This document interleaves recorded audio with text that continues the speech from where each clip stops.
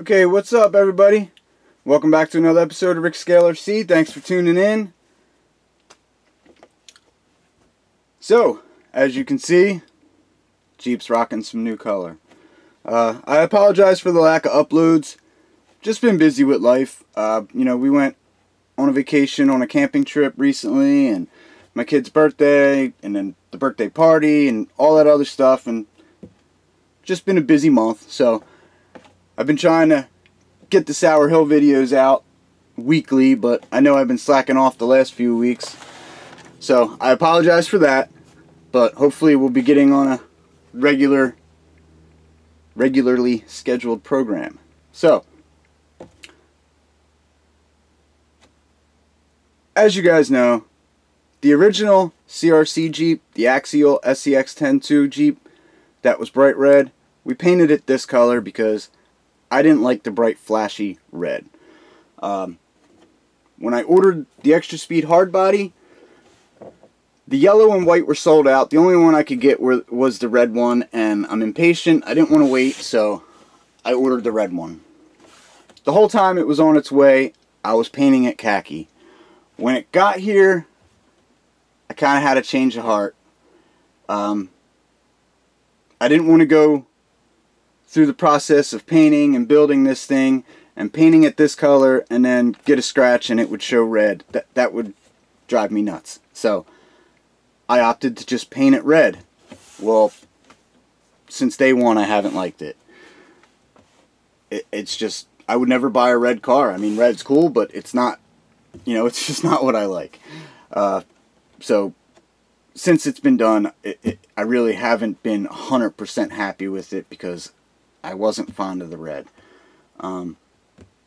As you know, I dealt with it for a few months and just kept doing it because there's a few other configurations this body's going to go through. So I figured once we move on to chopping it up a little bit, we'll paint it a different color. Well, about a week and a half ago, I couldn't sleep. It's like midnight.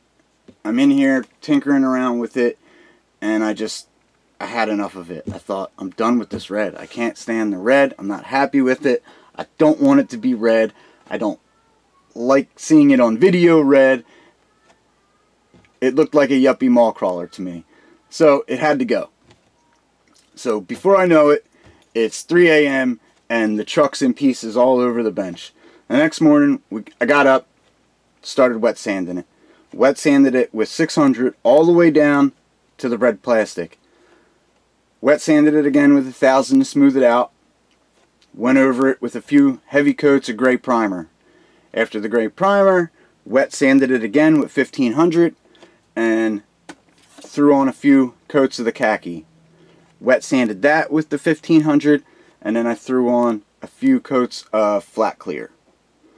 Did some black wash around the hinges and the door jambs. Did the panel gaps with the Tamiya panel gap. This is what I use. Panel Line Accent Color by Tamiya. I like the way it works. It's really easy going on. It wipes right off. So yeah, I recommend using that stuff. It works good. And then after that, I didn't really change anything else. One thing I did do, the body comes with a raised section right here, and that's supposed to be your trail rated emblem that's on the factory, 1-to-1 Jeeps. And when I painted it red, I had just painted the raised section silver, just to accent it.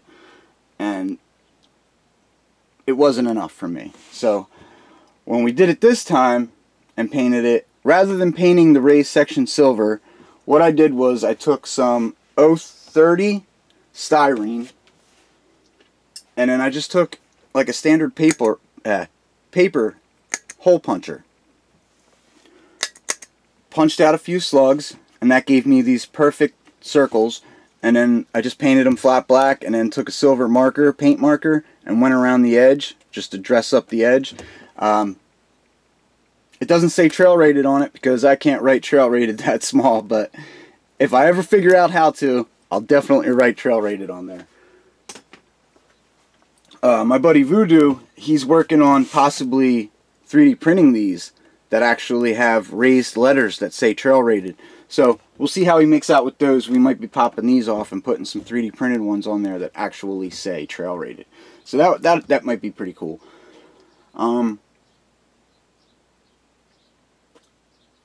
Other than that, didn't change anything else. Besides, you know, the color, obviously. Everything else is the same. Like I said, I mean, I've just been busy. I haven't really been playing with the hobby, you know, for a few weeks now, just because I've been so busy. The paint thing kind of happened in about 2 weeks ago. I had a few days where I didn't have anything to do. We were getting ready to go on our camping trip, and I wanted to take the Jeep to the camping trip, but it was in pieces. So I kind of hustled to get the paint done so I could take it camping with me. And I'm glad I did. I had a blast with it. When I came home, well, while I was camping, I noticed the front end was getting really sloppy. It had a lot of play in it. Side to side, this front end was just and after some inspection, I noticed it was all coming out of the rod ends. The Axial stock rod ends are plastic rod ends with plastic pivot balls. And basically what happens is the plastic wears, you know, the pivot balls wear out and the actual rod end stretches out and they become really sloppy.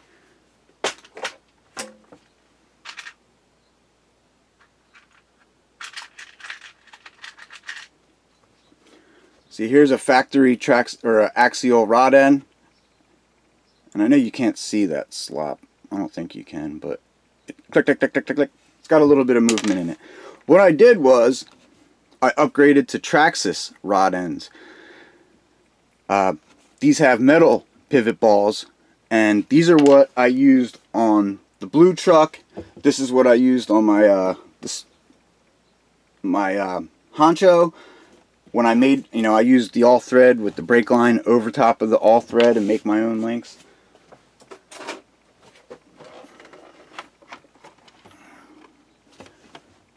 These are ones I made for the blue Toyota, but these are Traxxas rod ends, you know, and it's got the 8/32 rod end, or 8/32 all thread inside of the 1/4" brake line. I'm sure most of you have seen guys make them on other channels, but that's what I did. And blue's going on like 2 years now since I've finished that, and the axles in that truck are rock solid. No slop, no play, no twist, no side to side movement. So I was pretty confident in the upgrading with these rod ends because I know they hold up.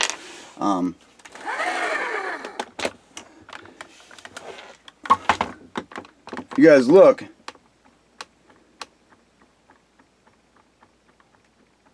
that's the movement I'm talking about. And in the front, it was actually even worse. Now I realize the rig's 11 pounds. I have weighted wheels. The front wheels weigh almost a pound each.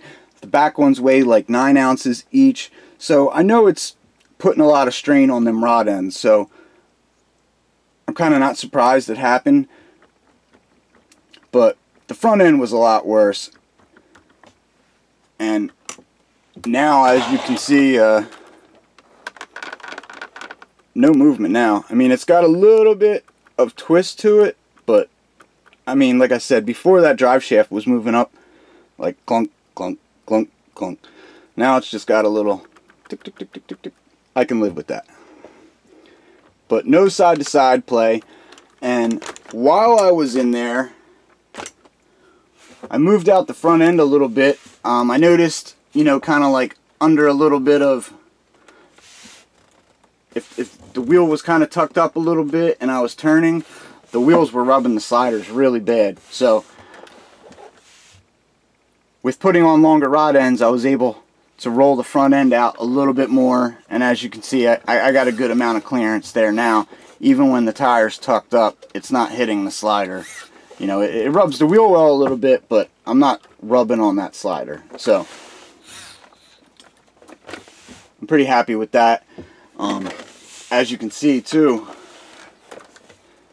it's got a pretty good approach angle at this point now too. The wheels, I mean, minus the bumper, the tires stick out past the Jeep.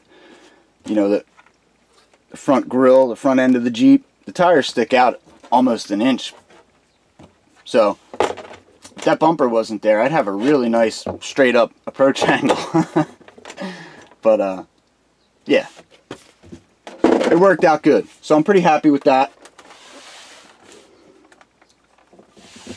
And I think that's about it for the Jeep. That's the only thing I've done with that. My main thing I've been doing recently is shopping. I'm trying to acquire parts for my next build. The next build is going to be this New Bright TJ build. I'm going to chop it up. As you can see, it's kind of got a broken grille and broken fenders, and I got it like that. You know, I didn't do it, but I'm going to try to fix it all. I'm going to build fenders for it, so you know, for the most part, these are going to get cut out of there. This will get cut off. So I'm going to try and make my own fenders for it. Another thing I'm thinking is I might even use the fenders from the CRC Jeep. Maybe I may unbolt them from the CRC body and try bolting them onto here and see how that works out, or I may just build my own. But the main thing I'm going to do with this is we're going to chop the back off and enclose this and make a cab, a roof. I want to build a bed for it and turn it into a brute. It's going to be a long drawn out build, but I'm really excited for it and looking forward to it. I told you guys before I was going to do videos of me building the wheel wells and stuff for this out of styrene, and when I got around to it, I just thought, I'm still learning this stuff. I just didn't feel confident and comfortable teaching you guys about it when I was still learning it myself. So I've done a few more things, and I'm a little more confident with it, so I'm going to tackle that and attempt to document it all, and hopefully you guys enjoy it. Also want to switch up blue a little bit, but I'm kind of waiting to acquire some new tools to do that, so that's kind of on hold. But blue's going to get switched up. But the main build is going to be this Jeep. You know, we're going to chop that up and do something cool with it. And I already have a chassis up there for it, ready to go.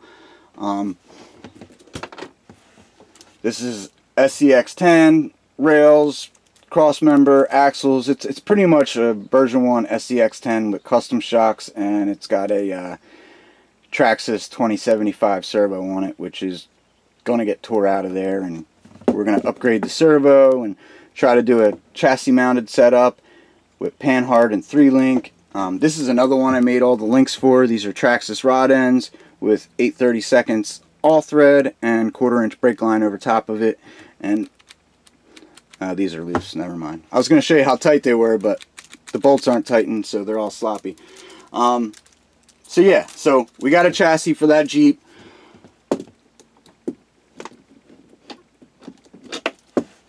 And also got my bumper stickers from Kingston RC. Thanks a lot, Kingston. I really appreciate it. These are really cool stickers. If you guys haven't already, I doubt I have many subscribers that Kingston doesn't, but if I do, guys, go over and check out Kingston RC.